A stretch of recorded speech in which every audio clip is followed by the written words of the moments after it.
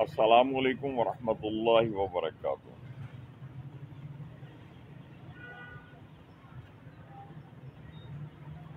کیا ہم اس بات کو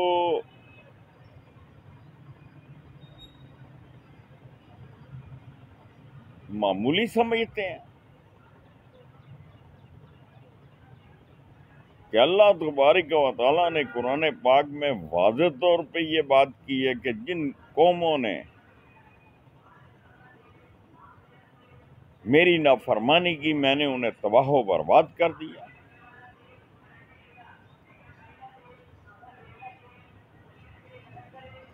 کیا یہ غور طلب بات نہیں ہے؟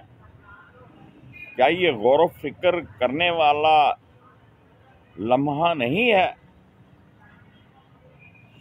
کہ بعض ایسی قومیں بھی تھیں جن پر مینڈک کے عذاب آئے، مینڈک کی بارش برسی؟ کچھ ایسی قومیں بھی گزری ہیں جن پر پتھروں کی بارش برسائی گئی، کچھ پر طوفان نو جیسے عذاب آئے۔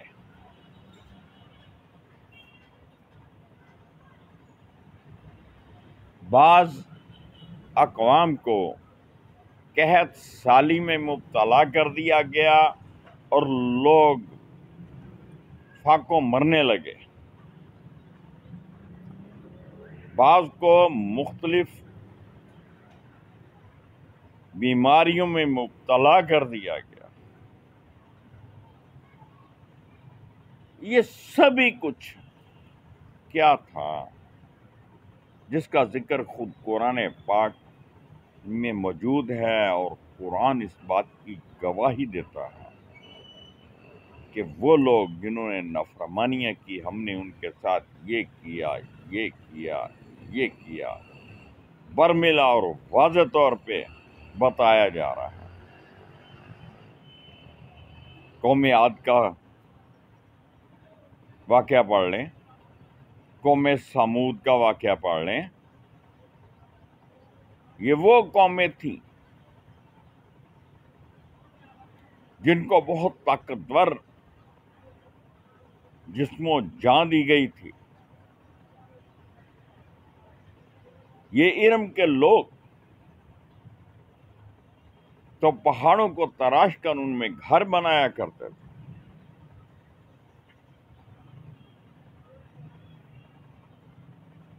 لیکن اگر آپ غور سے قرآن پاک کی تلاوت کریں تو آپ پر یہ آیا ہوگا کہ بنیادی طور پر جتنی بھی آسمانی کتابیں ہیں ان کا لبے لباب ایک ہی ہے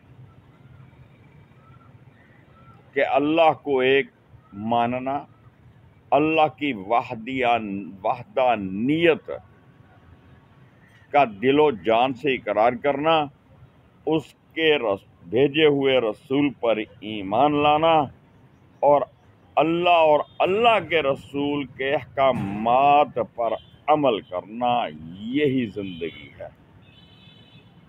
جس نے اللہ اور اللہ کے رسول کے بتائے ہوئے طور طریقوں کو چھوڑا اور اپنی مرضی کی زندگی بسر کی، اپنے نفس کا غلام بن کے جیا، تو یہی وہ بات ہے جو پہلی قوموں میں جب پیدا ہوئی تو وہ قومیں ہلاک کر دی گئیں۔ اب ہمارا معاشرہ جس نہج پر پہنچ چکا ہے اور جس طرف یہ بھاگا ہوا جا رہا ہے،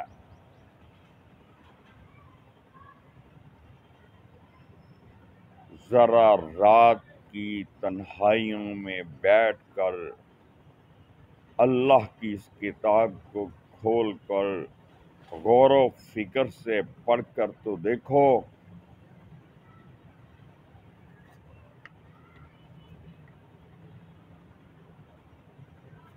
تمہیں ایک ایسی روشنی ملے گی جو تمہاری دنیا اور آخرت کو بدل کے رکھ دے گی۔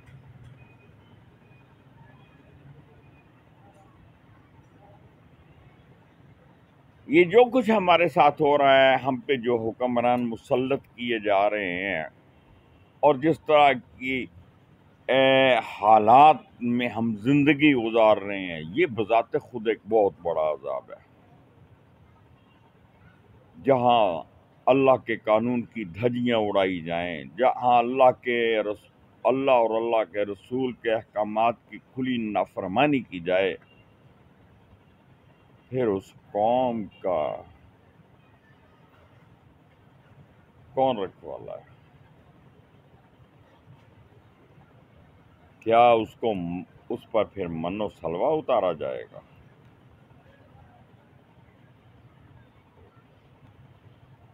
کیا اس پر جو اللہ نے جو اس قوم کو، جو ان لوگوں کو، جو مسلمانوں کو اپنی نعمتوں سے سرفراز فرمایا، اگر ہم ان نعمتوں کی ناشکری کریں گے، ناقدری کریں گے، تو پھر جان رکھو اللہ ہمارے دلوں کے بھیتوں سے بھی واقف ہے۔ اور اللہ قرآن مجید میں ایک واقعہ بیان کرتے ہیں باغ والوں کا، جنہوں نے ابھی نیت کی تھی، نیت، تو ان کا باغ اجڑ کے رہ گیا۔ اللہ پکڑنے پہ آئے تو نیتوں پر پکڑ لیتا ہے، نہ پکڑنے پہ آئے تو کھلی چھٹی دیتا ہے کہ کر لے جو کرنا ہے بندے، آنا تو میری ہی پاس ہے۔ آج ہماری زندگی کا صرف ایک ہی مقصد ہے،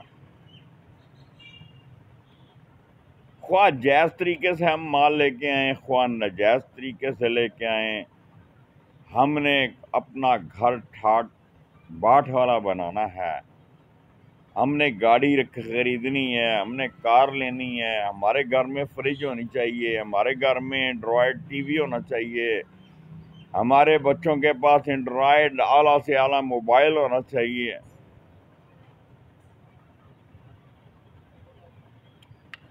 ہم نے 10,000 والا جوتا پہننا ہے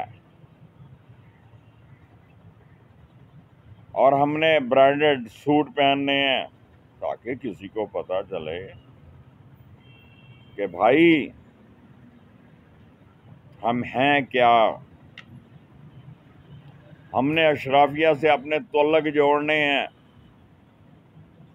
اور ان تعلق جوڑنے میں ہمارا جتنا مرضی خرچ ہوتا ہے، ہمیں جس طرح کی مرضی قربانی دینا پڑے، ہم دینے کو تیار ہیں، لیکن اللہ کے لیے ایک ٹیڈی پیسہ بھی خرچ کرنے کو تیار نہیں ہے۔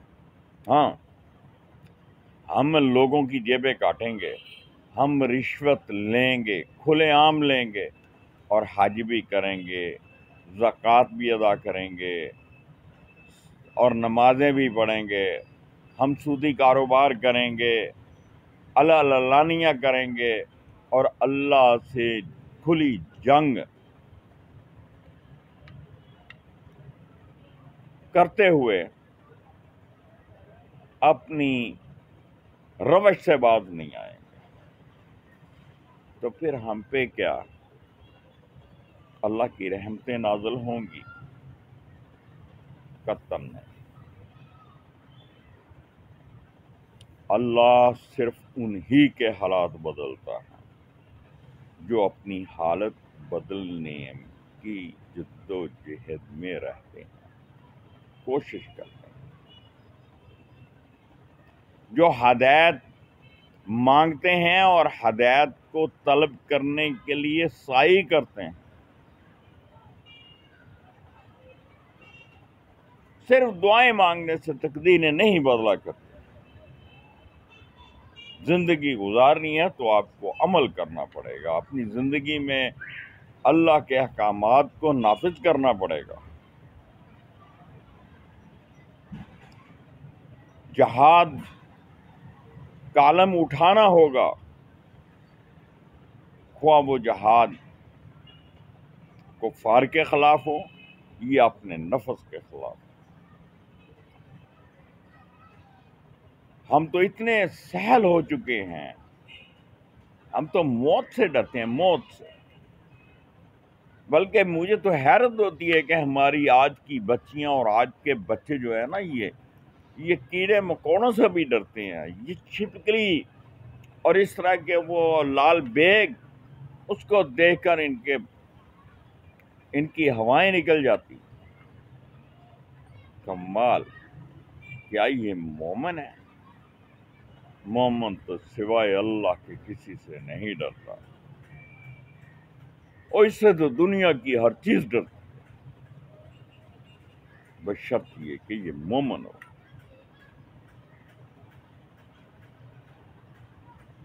اللہ اپنی حفظ و امان اور پناہ میں رکھے. اپنا خیال رکھیے گا، دعاؤں میں یاد رکھیے گا. بہت بہت شکریہ. میری تمام تر گفتگو کرنے کا مقصد اور لب لباب صرف یہ ہے کہ ہمیں قرآن الحکیم کو، قرآن مجید کو، جو اللہ کی سچی کتاب ہے، جس کی پہلی آیت ہی اس کی سچائی کی گواہ ہے، ذالک الکتاب لا ریب فیہ، کہ یہ وہ کتاب ہے جس میں شک کی گنجائش تک نہیں ہے.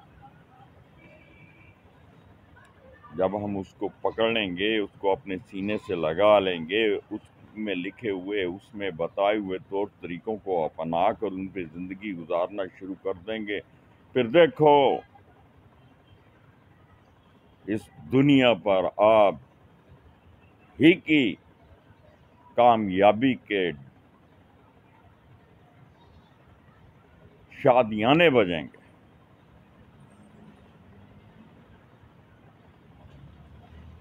وگرنہ تم اللہ کے عذاب اور عطاب کی ایک ایسی لپیٹ میں آ جاؤ گے کہ جس سے کوئی بچانے والا نہ بچا پائے گا.